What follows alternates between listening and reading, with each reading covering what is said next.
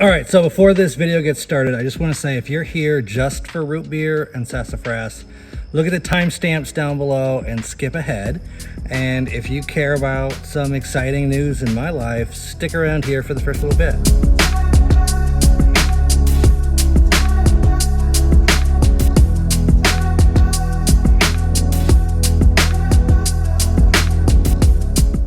All right, so big news. My family, my wife and I and my daughters, and my mother-in-law, my sister-in-law, we're gonna build a multi-generational home together. We just found a piece of property, and here it is.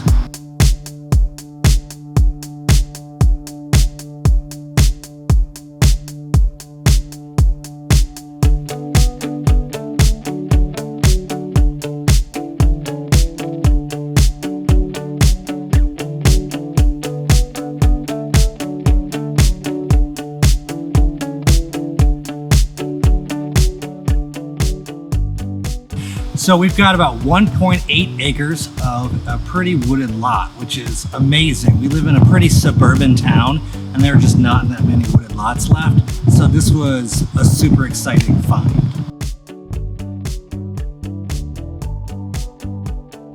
Now, one of the most exciting things about having a totally wooded property that hasn't been touched in like 20 years is that there's native plants all over this place that you could forage and use for cool things. Like this place is covered in sassafras. So sassafras is the main ingredient in root beer.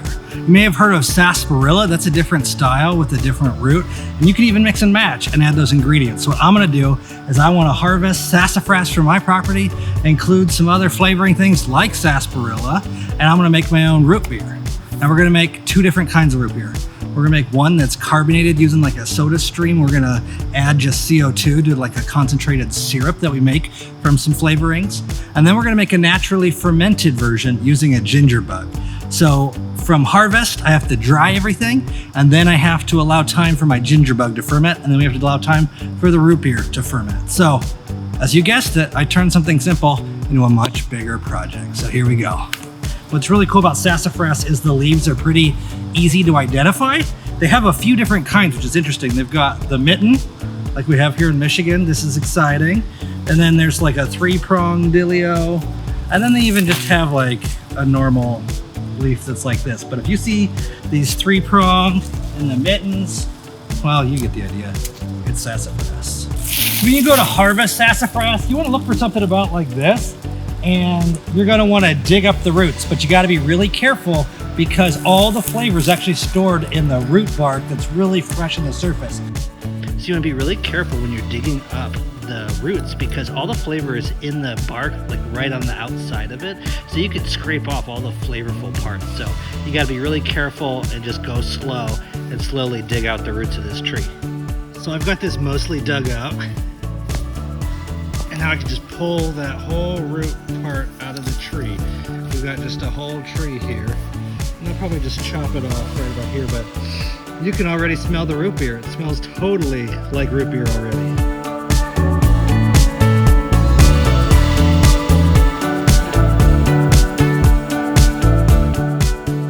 Okay, so confession, I shot everything you've already seen up to this point like 2 months ago. So I should have already been making root beer, but it's okay, we're all good. So you saw me just clean off these sassafras roots, and what you could do then is put them in a dehydrator overnight and then be all dried out, or you could be like me and forget about them. 2 minutes later, you're like, oh, these are plenty dry.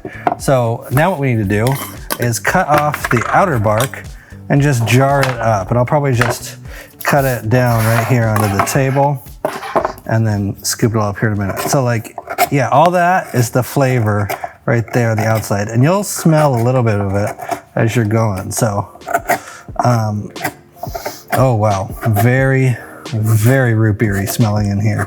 So yeah, I'm gonna just go through and get all of this bark off, and then we're gonna collect that up and stick it in this jar, and we'll be ready to use that to be able to brew some root beer. All right, so that yielded me 6, 8, 10 tablespoons worth of stuff. Some of it was like a lot easier to peel off, and that's what smelled really root beery. So some of those parts of the bark that go higher up the tree are a lot tougher. They're harder to get off and they don't smell as root beery. So I think the stuff that's the deepest is gonna give you the best results. I don't know, I haven't cooked with it yet, but that's how I feel after scraping it off. And it was dry enough that it was pretty easy in some of those spots. You're gonna wanna use like a carving knife and not your kitchen knife, but I don't know, maybe even a vegetable peeler could work if you don't wanna beat up a really good kitchen knife, I don't know. All right, so before we move on, I also wanna mention that there are 2 videos that really helped me out on the process of figuring out how I was gonna do this. The first was how to make everything. This guy made a root beer float from scratch. And he went out with someone in Michigan who is really good at foraging, and that's where I got the tips on how to forage sassafras. And there's a Canadian guy named Glenn from Glenn and Friends Cooking, and he made an awesome root beer recipe, and I was like, I really want to do his recipe. So we're going to be using his recipe, and we're going to make a naturally fermented, carbonated version of this root beer, also based on his. So in order to get that natural carbonation, you need to do some fermentation, aka invite some yeast to the party, because yeast eat sugar and they fart out CO2, aka carbonation, and they poop out alcohol. In this case, we're not gonna be making a ton of alcohol. It's more about trying to get that CO2. So in order to get yeast, in order to actually ferment this with, we need to make something called a ginger bug. A ginger bug is where you just take pieces of ginger and you put it in water with sugar, and there's naturally occurring yeast on the outside of that ginger, and they're gonna consume that sugar and work with the ginger, and then we're gonna get a nice colony of yeast going. So let me get set up to make a ginger bug. Also, the ginger bug is also from Glenn and Friends Cooking. Click the links below to see the recipes and to see his version of everything, to hear him explain it. He knows what he's talking about way more than I do. All right, so I've got 25 grams of ginger, and we're gonna just slice this up. Now, these don't have to be any particular size or anything like that. The more you cut it up, maybe the more flavor can sneak out. Now, something to be aware of is you do not want to peel this. The yeast and some of the natural occurring microbes and enzymes or whatever can all be found on the outside of this. So we really want the peels. That's kind of why we're doing this. So it's best to buy organic because, well, I don't know the real reason for that. I couldn't explain that with any kind of certifiable knowledge, but Glenn says buy organic ginger for that. So that's what I did. I'm listening to Glenn. You should go watch his video, and he'll give you good reasons why we're doing everything. But yeah, this is going to be a 5-day process to build this yeast colony. We're going to start today by adding some sugar and the ginger, and then every day we're going to add a little bit more ginger and a little bit more sugar to slowly build up a bigger and bigger yeast colony. So in 5 days I'll actually make the root beer. Today we are just starting the ginger bug. So yeah, you chop up all that ginger, and then you add it to 500 milliliters of water, which I have right here. And then you add in 2 tablespoons of sugar. And we're gonna just put this lid on. And you don't have to shake it crazy amounts, according to Glenn. We just kind of want to get some of this going. Now, with this lid, we want to make sure that we don't put it on too tight, because this could be a friggin' bomb. These yeast are going to fart out that CO2. So we really want to be careful to make sure this isn't a bomb. So you could put like a cloth with a rubber band over the top of this. You could get one of those airlock dealies, or we could just take the lid and just super loosely place it on top. That way any air needs to escape, it can. So yeah, I'm going to leave this for overnight, and I'll come back and feed it tomorrow. All right, day 2. It looks a little more cloudy, but that's about it. Not a lot of activity yet. I see a little bit of bubbles on the surface. So we're just gonna chop up and add another 25 grams of ginger and another 2 tablespoons of sugar. We're just gonna feed these little boys. All right, I'm gonna tighten, oh boy. I tighten this lid a little bit and then give it a nice little shake. Try to dissolve some of that sugar. And there you have it. I'm gonna give it a smell. We'll see if it smells yeasty yet. Okay, so that definitely smells like ginger, as you would imagine, but there's definitely like another funk going on. It kind of smells like the beginning of a sourdough starter, but with a ginger flavor added on. Yeah, that's super interesting. Well, gonna loosely leave this lid. We'll come back and we'll feed it tomorrow. All right, time for the final feeding. And again, yeah, this is the most bubbly it has been. Let me get a video of that.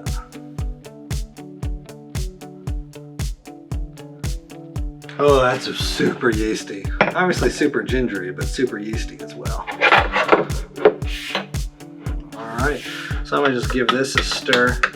I think we're gonna be okay. And also it's super cloudy, super yeasty smelling, lots of bubbles. I think we've got a pretty healthy colony going in. So tomorrow night, I'm going to make root beer. So for you, it'll just be a quick cut and I'll be like, hey, I'm making root beer now. So see you then. Okay, so it's root beer brewing time. As you can see, this ginger bug, oh my God, it's active, it's alive, there's signs of life. We're ready to go on this front. So the first thing we're gonna do is we're gonna bring to a boil 1 liter of water. Oh, spilled some on the hot plate, like a dummy. I'm gonna add in some chopped fresh ginger and some cinnamon. And I saw Glenn, whose recipe I'm taking, crack this, so I'll do that. Cool. So we'll go ahead and bring that to a boil. And we're gonna let it go for 2 minutes at a boil. And then we're gonna remove it from heat and add our roots in. Now, here I have the sassafras that I harvested from my own property, licorice root. Bought these other things online, and I'll put links in the description to all the ingredients and the recipe, so don't worry about that. We've got wild cherry bark, which is interesting, and then sarsaparilla. Now, some versions of root beer only use sarsaparilla, which is fascinating. Sassafrass is the original root beer root that you think of when you think of root beer. Sarsaparilla root beers tend to have some sassafras in it, but yeah, this is another good additive to just make things like a super nuanced, awesome root beer, like you know and remember from the bottles. I used to drink root beer as a kid all the time. I haven't drank it much as an adult, but I'm excited to now that I'm making my own. All right, 2 minutes is up after the boil. Now I'm going ahead and turn that off. And how hot is this pot? Not very good. Okay, so we've got boiling. And now I'm gonna add in our roots, licorice, sassafras, sarsaparilla, and wild cherry bark. We're gonna let this steep like a tea for about 15 or 20 minutes or so. After that, apparently you get astringent flavors, bitter flavors, so we don't wanna leave this all day or for a couple hours. We're really just trying to get a little bit of that flavor out and then get out, because we want this to be kind of a sweet, nuanced syrup, but we don't want it to be super bitter. So do that, get the lid, and let it sit for 20 minutes. All right, so that's steeped for about 20 minutes. It smells super fragrant, and it's not exactly root beer. It definitely has like a tea vibe, but I mean, I smell the sassafras and probably a sarsaparilla as well. But yeah, it smells super complex, which is really interesting. So now we need to strain out the solids, the big stuff, and then we're gonna strain it again. So first, let's just get the big stuff strained out, and let's hope I don't make a mess.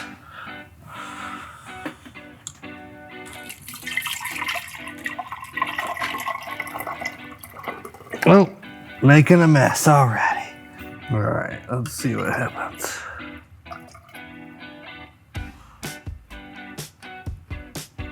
Still have some liquid. I want every last drop. Okay. And now I'm also going to strain this through my Chemex coffee filter.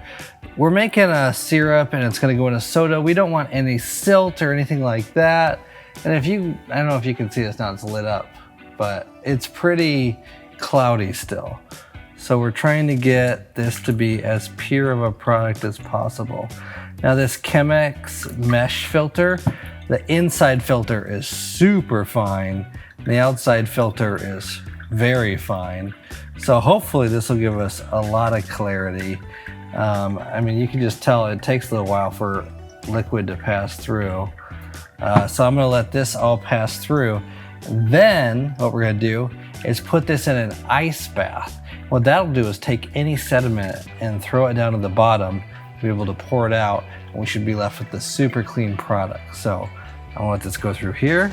I'm gonna take this, take it to the ice bath, and we're gonna re-pour it off and leave the sediment behind, and we'll be ready for the next step. So this has cooled down quite a bit, and I've got a lot of sediment on the bottom. So I'm gonna gently pour this back into here, but I'm not gonna pour it all in. So I'm hoping to leave behind some of the sediment. So this cold thing is kind of like a third filtration process. So we can leave behind that sediment and get a really nice, clean, clear product. Okay, so now it's time to add in some brown sugar, sweetener, and of course the yeast are also gonna eat this as part of making our naturally fermented version. So that way we can get some natural carbonation. But this is the step to really make this syrupy for both versions and get a nice caramel flavor. We're also gonna add something called lactose, which is also a sweetener. And here's the interesting thing about the lactose.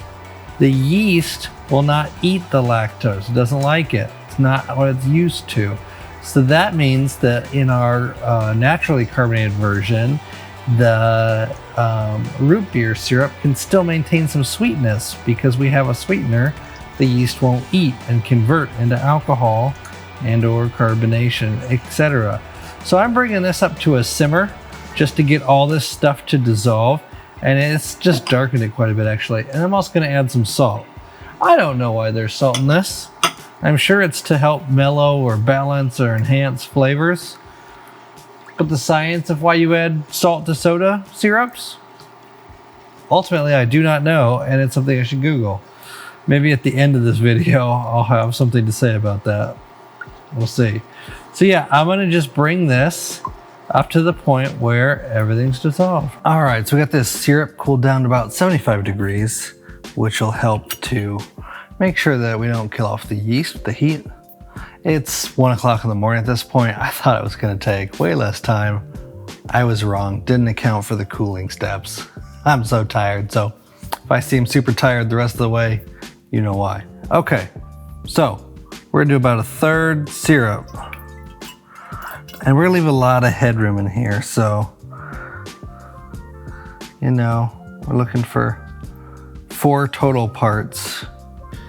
Now I'm only gonna add in 1 ounce of our ginger bug. There we go.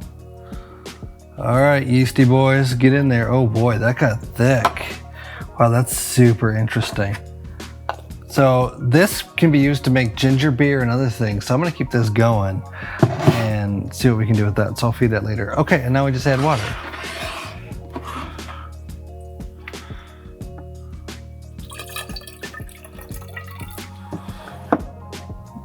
All right, and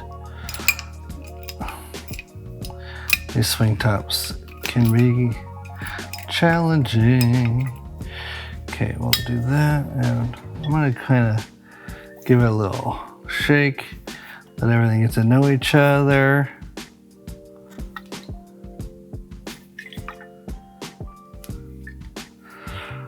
Then I'm gonna relieve some of that undue pressure we just created. And there we go. Okay, so that's gonna be our naturally fermented root beer. I'm gonna let that go for 4 days, then pop it in the fridge and taste it. So then the rest of this is gonna get added to carbonated water for our, you know, regular root beer, non-alcoholic version. This will only probably be like 1 or 2% alcohol, maybe 3% tops.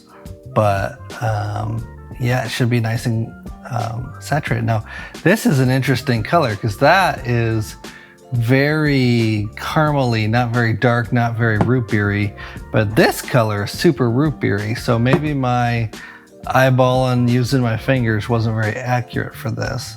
So maybe I'll try and do a version where I do a lot better measurement when I get this going. So I don't know. Well, anyways, I'll see you at the tasting. All right, so we're here and ready to do the tasting. I've got my daughter, Margot, my oldest daughter, and my wife, Rachel, with me. And she's very excited. She's a YouTube fanatic. You a YouTuber? I've done one video, which is me and Daddy doing the popsicle video. It's really cool. So we've got two different versions to try. One is going to be a non-alcoholic, artificially carbonated with the SodaStream version that you get to try. And then we've got one that's been fermenting that I haven't opened yet. I'm excited to see how many bubbles are in here. But what's funny is look at how light in color this one is. I'm not incredibly excited about that one. Well, we'll see what happens. So the first thing we need to do is we need to put bubbles in this water and then mix the syrup with the bubbles. So our Am friend... I gonna have to try that? Yeah. You get to try that one. So our friend Miss Christie from the library let us borrow this, so thank you, Miss Christie. Yeah, thank you a lot. And I have no idea how to use this actually. What I'm discovering here. I think this is supposed to stick out a little bit.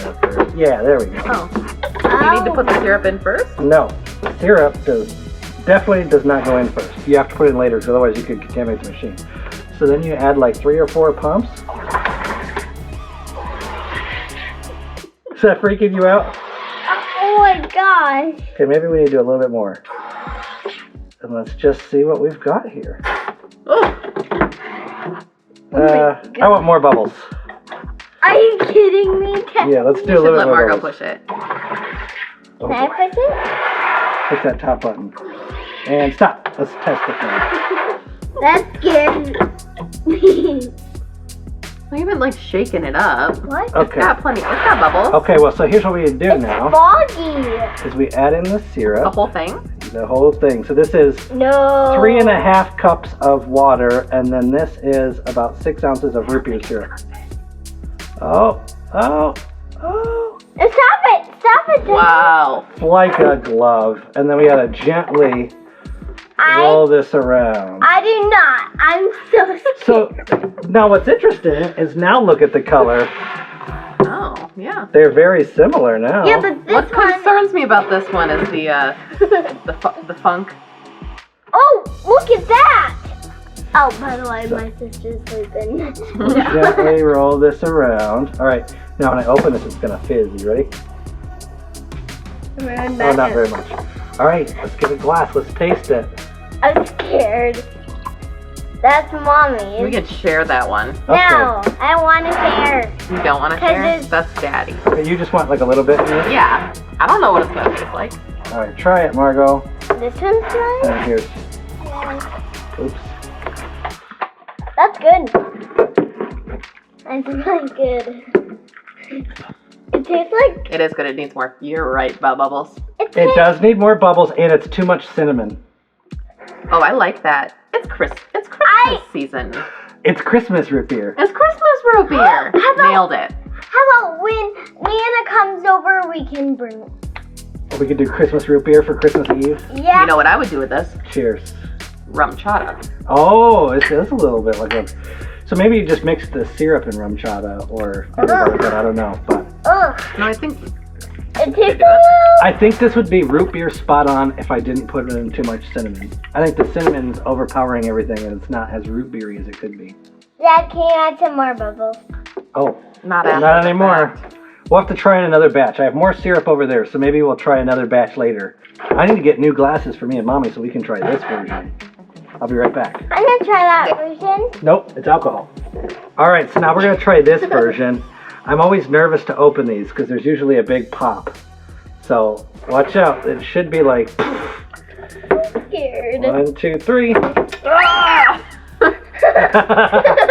So I think there are going to be bubbles in this one because we just saw that nice You pop. can see all the. They're coming to the top. All right. Yeah, that We're gonna pour- what scared me. We're going to pour carefully because there is a little bit of sediment. I did not get everything filtered out. Oh, I do not want that much. I'm scared. That's good. That's good. It's also a thick boy.